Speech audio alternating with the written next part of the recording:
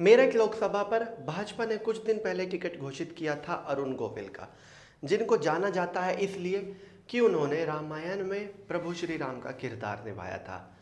पहले सपा ने जो कैंडिडेट दिया था इस सीट पर एडवोकेट भानु प्रताप, वो सपा के कैडर के नहीं थे और कहीं ना कहीं सपा का कैडर भी उनको चुनाव लड़ाने में कंफर्टेबल नहीं था, क्योंकि सपा के कैडर का मानना था कि वो कहीं से कहीं तक चुनाव नहीं जीत सकते। जिसके बाद दोबारा मंथन हुआ, 10 से 11 मीटिंग हुई लखनऊ में। मेरठ के तमाम नेता इन मीटिंग्स में मौजूद रहे, चाहे रफ़ीक अंसारी हो, चाहे शाहिद मंजूर हो, चाहे मेरठ के जिला अध्यक्ष हो, चाहे अतुल प्रधान हो, चाहे योगेश वर्मा हो। तमाम नेता मेरठ के, एक से एक धुरंधर मेरठ के जो समाजवादी पार्टी में है, सभी इन मीटिंग्स में रहते थे। 10-11 मीटिंग्स के बाद भी ये फैसला नहीं हो पाया कि वो चुनाव कौन जीत सकता है मेरठ का सपा की तरफ से।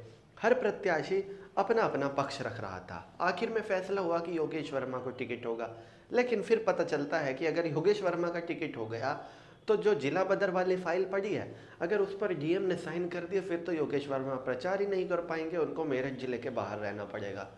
जिसके बाद अतुल प्रधान का टिकट फाइनल हुआ और अतुल प्रधान का टिकट होते ही कहीं ना कहीं एक बात तो साफ है, अब सपा को शायद मेरठ शहर से भी कुछ वोट मिल जाए जहां से सपा को कुछ नहीं मिलता, और अतुल प्रधान के कैंडिडेट बनते ही ये चुनाव बन गया है। बेशक अब चुनाव प्रचार के सिर्फ 20 दिन बचे हैं, बेशक ये टिकट काफ़ी लेट घोषित हुआ, लेकिन अतुल प्रधान जिस तरह से चुनाव प्रचार करते हैं, जो वो हवा बनाते हैं चुनाव की, ये सभी जानते हैं। आखिरकार उन्होंने अभी 2 साल पहले ही तो भाजपा के धुरंधर संगीत सोम को सरधना में हराया। 2023 में उनकी वाइफ लड़ी मेरठ का मेयर इलेक्शन, यहाँ पर बिना मुस्लिम वोटों के, या यूँ कह लीजिए बहुत कम मुस्लिम वोटों के साथ 1,15,000 वोट पाए, जो दिखाता है कि शहर में 1 लाख से ज़्यादा वोट पा गए अतुल प्रधान, जो सपा का कोई भी कैंडिडेट पा ही नहीं सकता था। और अब बात आ गई है लोकसभा चुनावों की। यहाँ पर अतुल प्रधान के स्ट्रॉन्ग होल्ड्स भी जुड़ जाएंगे। अतुल प्रधान ने अपनी राजनीति की पूरी 15 साल पिछले मेरठ में ही की है। चौधरी चरण सिंह यूनिवर्सिटी उनका बेस है। मेरठ साउथ एक ऐसी विधानसभा है जो उनकी काफ़ी ज़्यादा स्ट्रांग रहेगी। अब देखने वाली बात होगी कि यहाँ से वो किस तरह से इस चुनाव को सपा के लिए जीत कर दिखाते हैं।